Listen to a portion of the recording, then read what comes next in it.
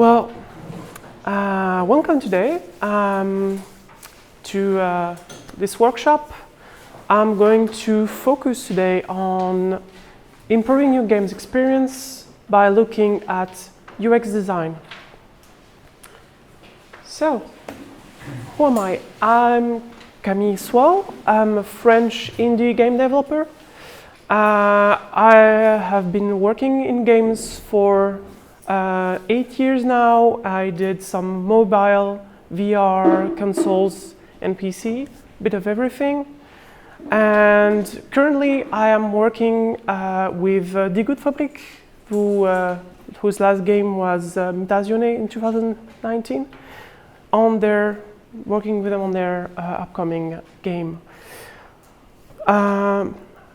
What my role exactly is a technical game designer, which means I do both game design, specialized in UX and game system, and programming.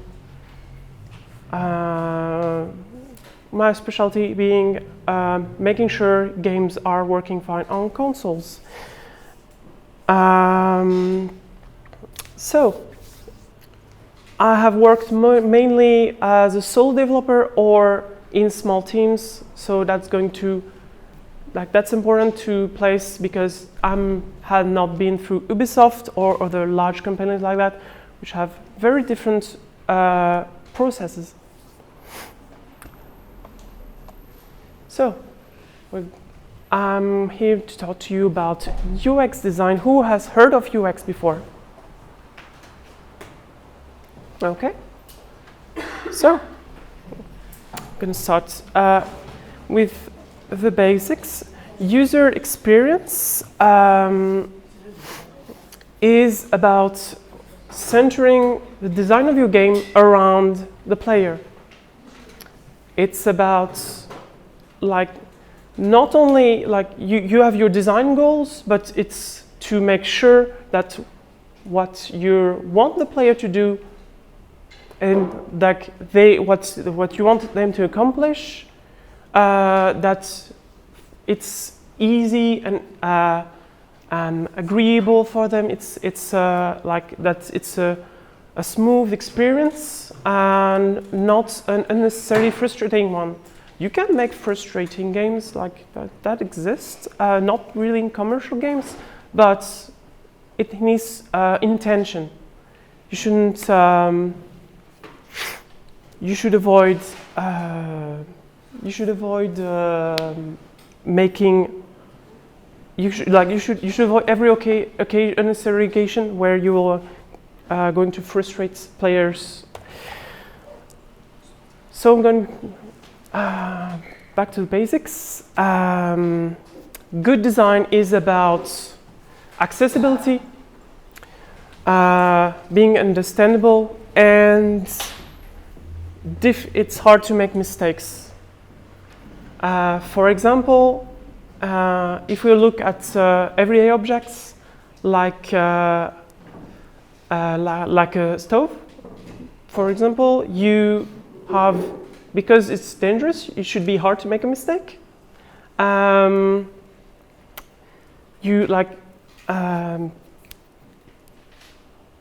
purpose is that what you're making feels natural to the person experiencing it.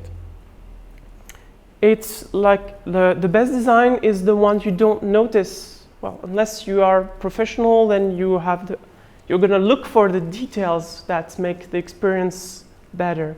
But otherwise, you're just having a good time. That is the goal. Of course, it's obvious to everyone when it's failed, but the reasons for the failure are not always obvious, as in you may have the best intentions, but making games is hard. So you might run low on budgets. You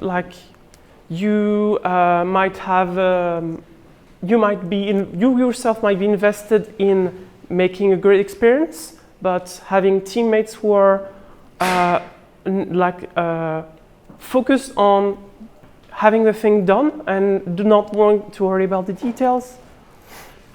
I will talk more about that later. And so, who has heard of human-computer interactions? Or anything close to information technology? No? Okay. No. So, this was how I started learning about all of this when I was studying. The basics of human-computer interactions is really to expect that something's going to go wrong at some point. Like to not have the perfect path in mind, but really that if you give the opportunity for a user to do something wrong, it's just a matter of time of one user who will do it. So as designers, it's important to have that in mind, so so that you can avoid as much as possible any kind of open-ended design which will produce terrible results.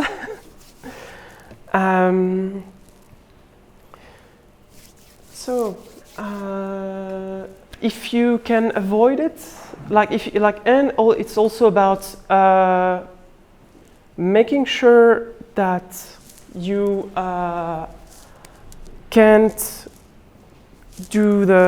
you cannot do irreversible actions without intention. For example, having to type a specific keyword for a permanent action, like a lot of good websites do that, like about deletion, but for example, it came on Steam as well. Well, you have to to publish, you have to type in something to make sure that you're not doing anything while not looking, which can happen especially if you're on a smartphone.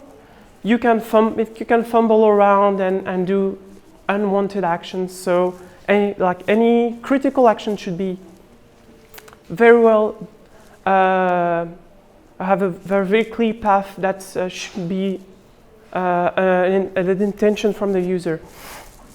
And you should make sure that you don't have to, for example, if you want to copy something, you should, it used to be that this does not come out of the box. You have to think about how to implement it in your game.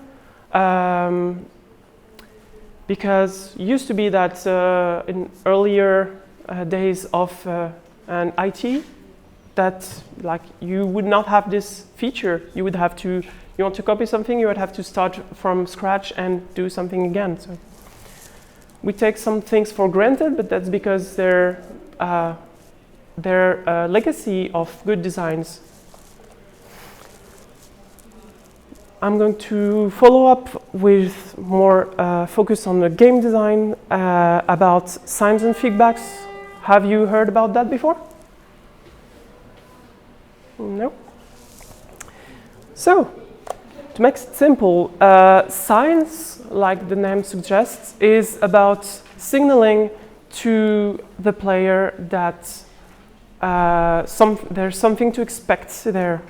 So, giving them information, you can imagine it like in a 3D world, having a wall will simply signify you cannot go through here. And it can be as well as auditory. For example, you might be in a game that includes combat and have not visible enemies, but you can hear them. Because like some other examples you could see would be like bloodstains on shooters, which will happen only in certain situations, because it's important for good science that it matches the context you are in.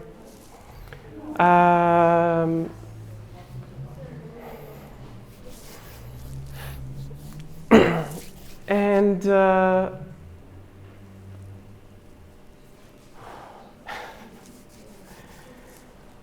you like this also applies to some good designs guidelines, as button presses when you have an action that's not common or that changes, which happens a lot on consoles. You have one button that applies to many different actions. You should then signify it to the player that way. Going on to feedbacks, we have the intuitive idea of what it's about. It's really that you need to tell the player in a very clear way how their action has been processed by the game, because you cannot. When you take something in the real world, you have immediate feedback, and we take that we don't think about it too much. But when you're making virtual experiences, you have to think that it won't be clear to the player unless you make it clear.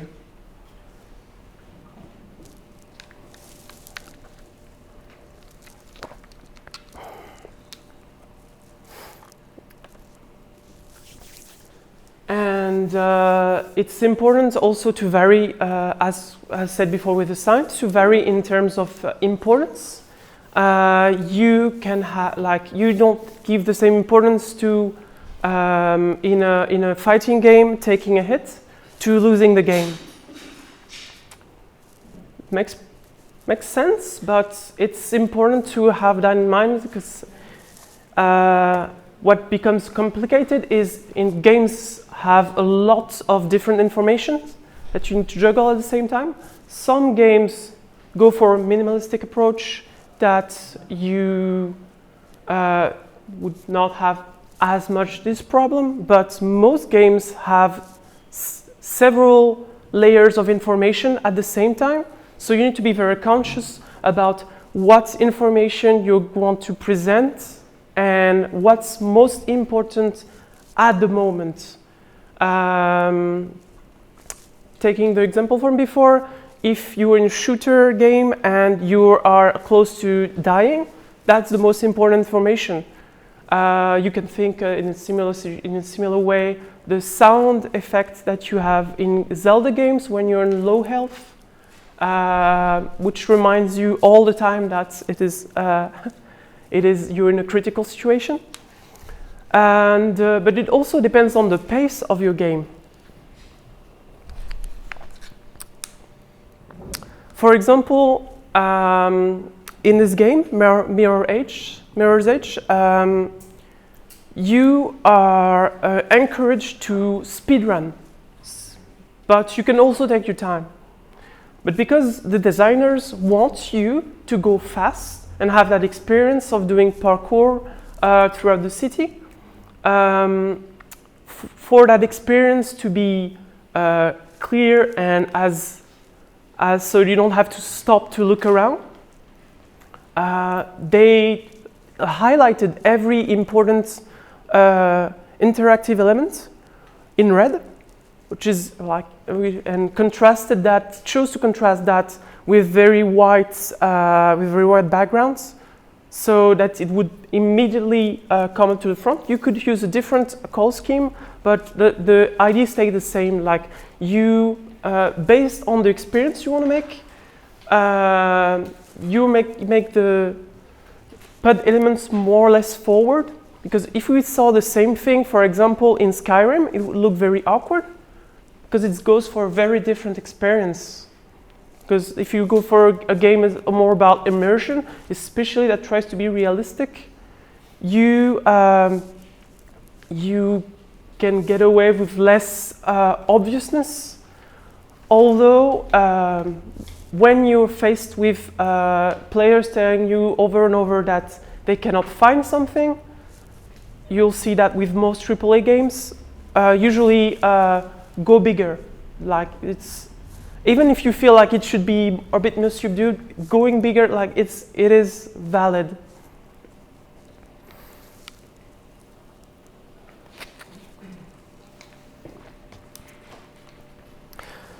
But it also means you have to make assumptions about who your players are.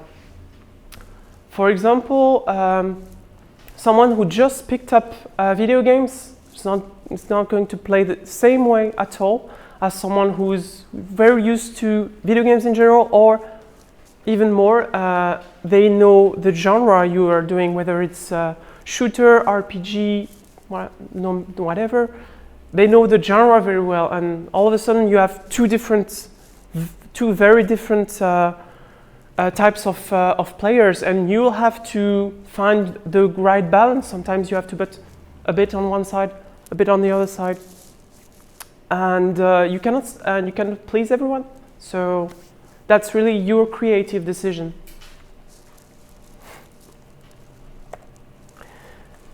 And but it doesn't mean you should skip on accessibility, because it has been done for way too long in video games to take it as a last thought. The problem with that is that accessibility is really about thinking of the problems you will encounter right at the beginning, right? Because the earlier you take them on, the easiest they are to implement. If you need to change half of your game's visuals because you didn't take into account some types of players, you can, like, when you're close to the release dates, obviously this won't happen. You can patch it today, of course, but it's still going to be very costly, so usually it won't happen. You will be able to do some easy fixes, but that's it.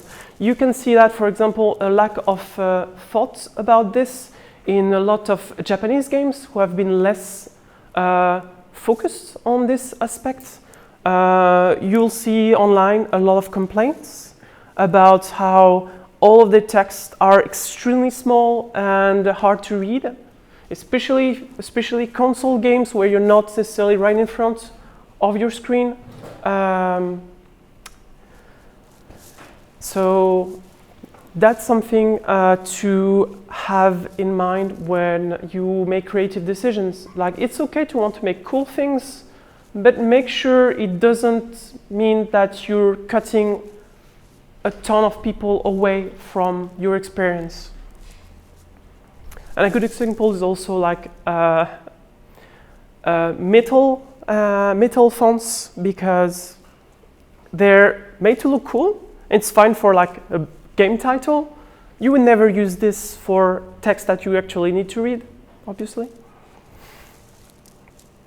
But it also means that it's something that everyone on working on the game needs to think about, because it's not it's not the sole designer responsibility to make sure this is done. Like, it's going to be about programming, it's going to be about art, it's going to be about sound.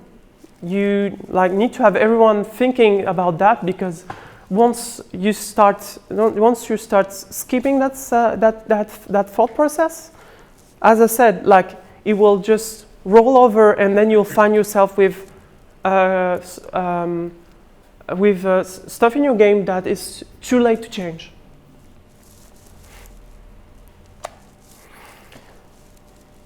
Going on to how we can make a game feel better, and there are several tools that you can use for that, besides what I've already talked about. First is that you have to, as I said before, think really about what experience you're trying to make. you're not going to make the same experience on a PC as on a console or mobile. Going back to font size, you can get away with having small text if you have making a strategy game, like a lot of them do that. But if you try to do the same on a console game, all of a sudden it's way harder. But it's also about thinking that you don't have the same space on screen for if you're on a smartphone. When you have a keyboard, you have more inputs possible than when you're using a game controller. You have to think about every single thing that relates to how people are going to enjoy your games, and try to match that. Like, really, yes. How do you transition that to a VR game or VR experience? Because you said the console you need a bigger text because of the screen, and VR is like a whole immersive experience. So, like, do you in VR? Yeah, VR is a specific beast because you have to experiment. You have to experiment with it.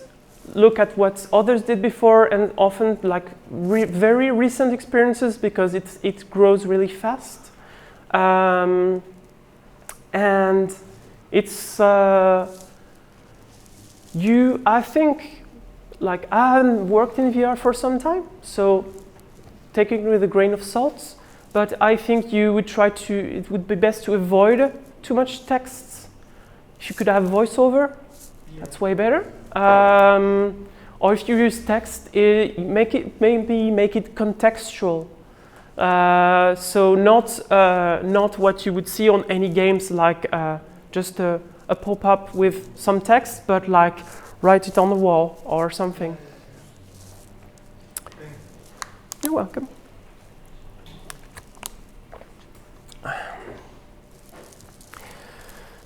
So again, it's about thinking of who's going to play your game, and really that you're more than trying to make the best game you had in your head, trying to make the best game they can enjoy. So one of the tools you can use is oil. It's in line with what I talked before. It's really about making sure there's no friction in your game. And it's very hard as game makers, because you play your game over and over and you forget these exist. So it's important to also have other people test it as well. And because it's really sometimes it's a death by 1,000 paper cuts. It will make the overall experience less than it could have been. And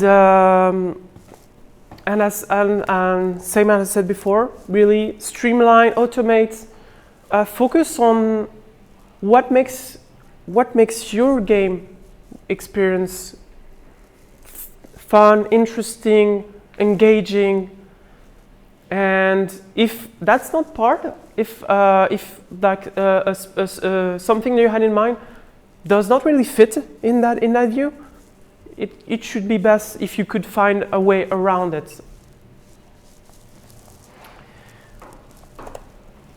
The other is juice, and it's really about how you can make moment to moment feel agreeable, feel nice to play, and also make the big moments stand out. It's really like it's not just about the basic design, like this is a chair, but it's not as comfortable as that one. So it's not just it works, it gives a positive experience. Or not always positive if you're trying like for horror games or something, but it goes towards making the experience more engaging. I will show a clip about that later to have a concrete example.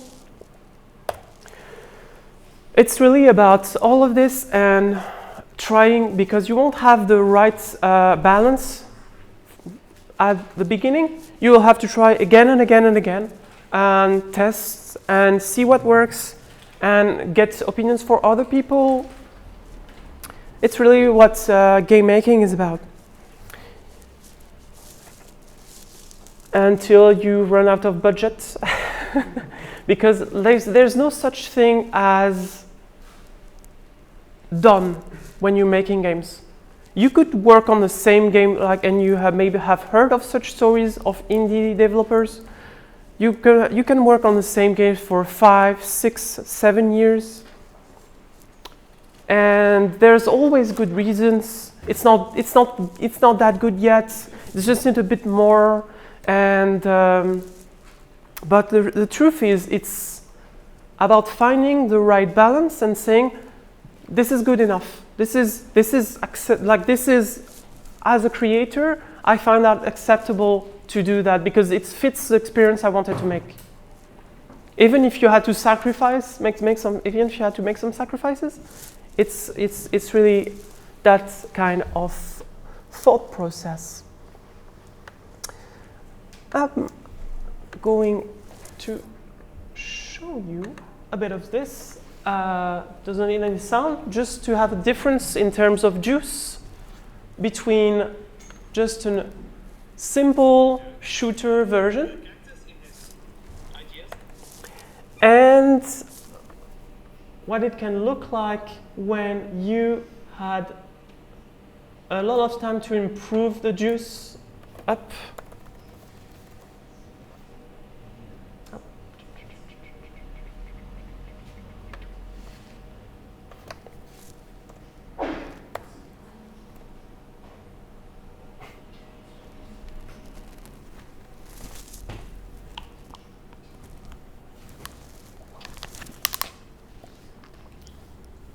It was coined by Vlambeer, which is a Dutch studio, which is now indie studio, now is now done.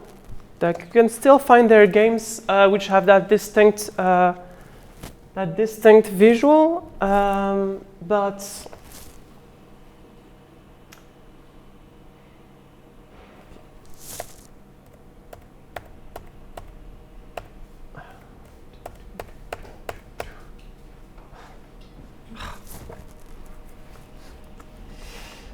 sorry for that.